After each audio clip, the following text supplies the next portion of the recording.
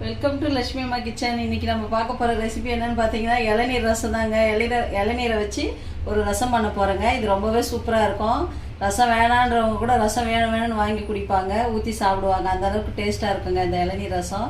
ரொம்பவே உடம்புக்கு நல்லது இந்த வெயில் காலத்தில். இது எப்படி பண்ணலான்னு பார்க்கலாம் வாங்க. நான் ஒரு இளநீர் எடுத்து வச்சுருக்கேன், ஓட்டை போட்டு வச்சுருக்கேங்க. எவ்வளோ தண்ணி வருதோ அந்த அளவு தண்ணியே நம்ம எடுத்துக்கலாங்க. இதில்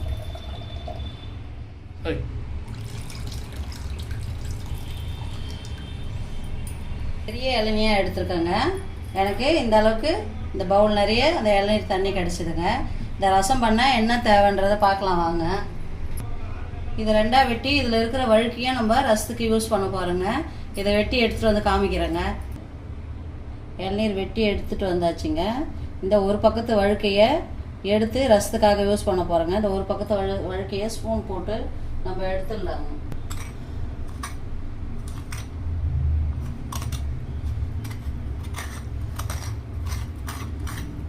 இந்த இளநீரில் ரொம்ப முத்தின வழுக்கையாக இருக்குங்க. இதுக்கு வழுக்கை ரொம்ப மெலிசாக இருக்குது, அதனால் நான் இந்த அளவுக்கு வழுக்கை எடுத்துக்கிறேன். இல்லைன்னா ஒரு ஸ்பூன் வழுக்கை போதுங்க. இது ரொம்ப இலசியாக வழுக்கையாக இருக்குது. ஒரு பவுல் நிறைய இளநீர் தண்ணி வச்சுருக்கோங்க. கருவேப்பிலை, கொத்தமல்லி, ரெண்டு பச்சை மிளகாய் கீனி வச்சுருக்கேங்க. நான் சொன்னேன் இந்த வழுக்கை ஒரு ஸ்பூன் அளவு இருக்கும், எடுத்து வச்சுருக்கேன். தோரம்பருப்பு குக்கரில் மசித்து நல்லா குழைய வேக வச்சுருக்கேங்க. ஒரு 3 ஸ்பூன் தோரம்பருப்பு தான் போட போகிறோம்.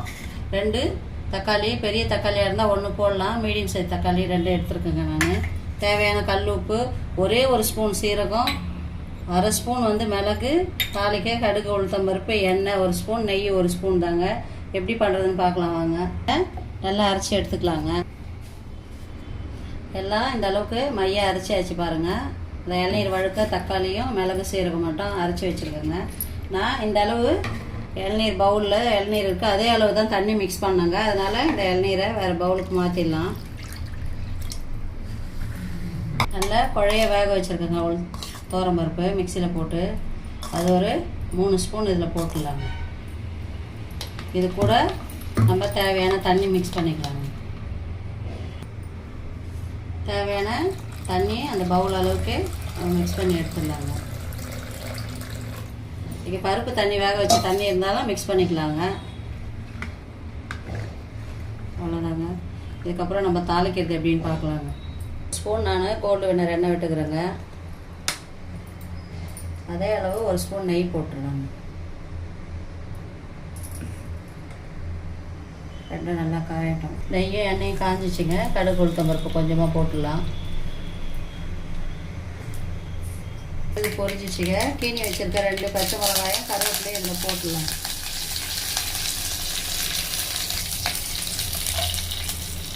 கொஞ்சமாக பெருங்காயத்தூள் சேர்த்துடலாங்க ரசத்துக்கு.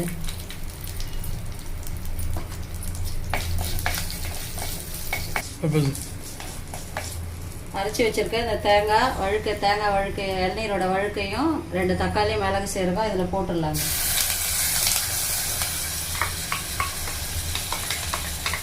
நம்ம புளிலாம் இல்லாமல் தாங்க தக்காளி மட்டும் வச்சு தான் இந்த ரசம் பண்ணுறோம்.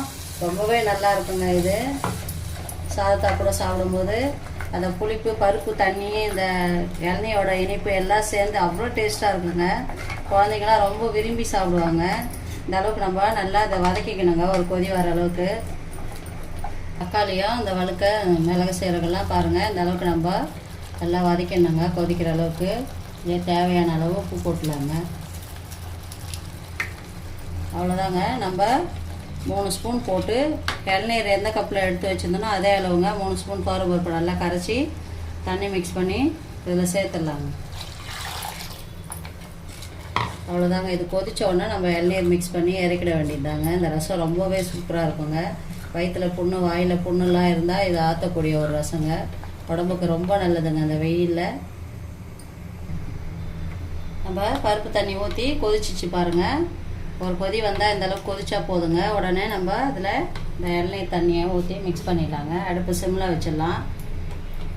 ஏன்னா தண்ணி ஊற்றி நம்ம கொதிக்க விடக்கூடாதுங்க. நுர வந்தால் ஆஃப் பண்ணிடணும். நான் எடுத்து வச்சுருக்கேன் அந்த இளநீரை இதில் ஊற்றிடுறேங்க. கொஞ்ச நேரம் சிம்லேயே இருந்துச்சுன்னா நமக்கு நுர கட்டி வருங்க. ஆஃப் பண்ணிடலாங்க.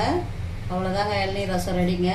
ரொம்பவே சூப்பராக இருக்குங்க. குழந்தைங்கள்லாம் வேணும்னு வாங்கி வாங்கி குடிப்பாங்க, வேணும்னு ஊற்றி சாப்பிடுவாங்க. அந்தளவுக்கு டேஸ்ட்டான ஒரு ரசம் பண்ணி காமிச்சிருக்குங்க. ரொம்ப நல்லாயிருக்கும். இளநீர் ரசத்தை கொதிக்க விடக்கூடாதுங்க. பாருங்கள், நல்லா நுரக்கட்டி வருது. நுரக்கட்டி வரும்போது ஸ்டவ் ஆஃப் பண்ணிட்டு கொத்தமல்லி போட்டு இறக்கிடணுங்க.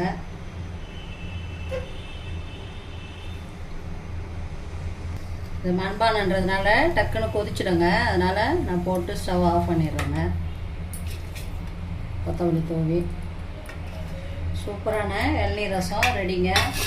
ரொம்பவே நல்லா இருக்குங்க அந்த ரசம்.